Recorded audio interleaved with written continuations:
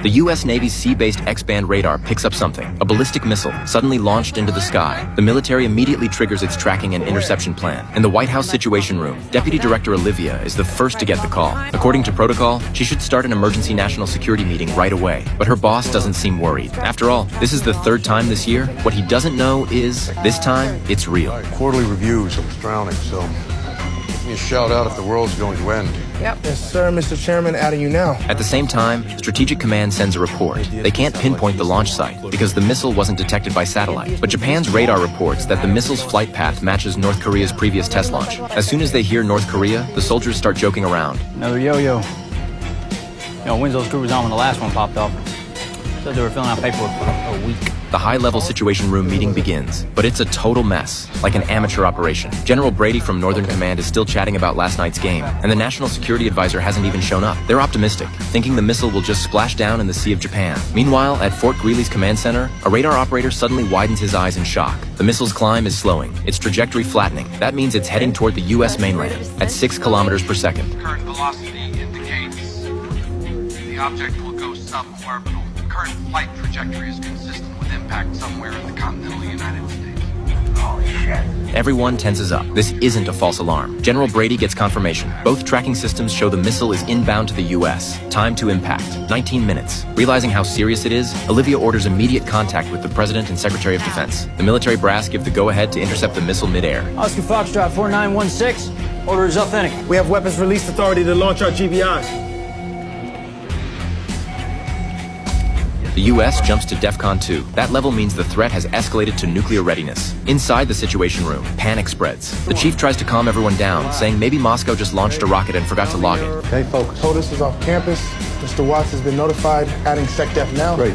SIGINT indicates Moscow is aware of the launch. But intel pours in fast. Moscow's submarines have vanished. North Korea has swapped troops in the DMZ, and the USS Ford reports multiple J-15 fighters have taken off from the Fujian carrier. Still, the chief keeps his cool. He says if the other countries aren't reacting, that's what's really scary. These moves are normal responses, he says. Their job is to find out who launched the missile and report it up the chain. Olivia reminds him that the missile's exhaust plume looks like nothing they've ever seen. Normally, the exhaust tells whether a missile came from a sub or land. Combine that with radar angles, and you can locate the source. The countdown hits 16 minutes. They try calling Moscow and Beijing to confirm details. Both lines are jammed. Even the embassies can't be reached. Olivia has no choice but to keep trying. Meanwhile, the intercept missiles are ready. Then the Secretary of Defense speaks up. By protocol, when facing a nuclear threat, they must also start the continuity plan, moving top officials to secure bunkers. He orders immediate evacuation. Fort Greely finally calculates the risk zones. Medium risk, Chicago and Indianapolis. High risk, Cleveland and Columbus. Can I go and get my phone? No, we have to stay here.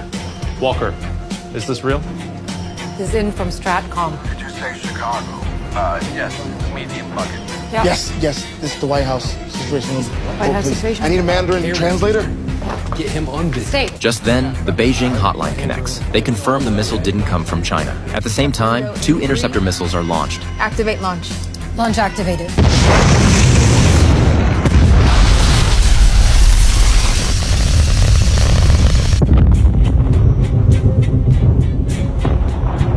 Set to deploy the world's most advanced EKV warheads in 3 minutes and 17 seconds. Security Advisor Jack suggests they contact Intelligence Officer Park Anna, who specializes in North Korean affairs. She might help identify the missile's origin. So, how do I talk to her? Ma'am, I got FEMA operations on line 1.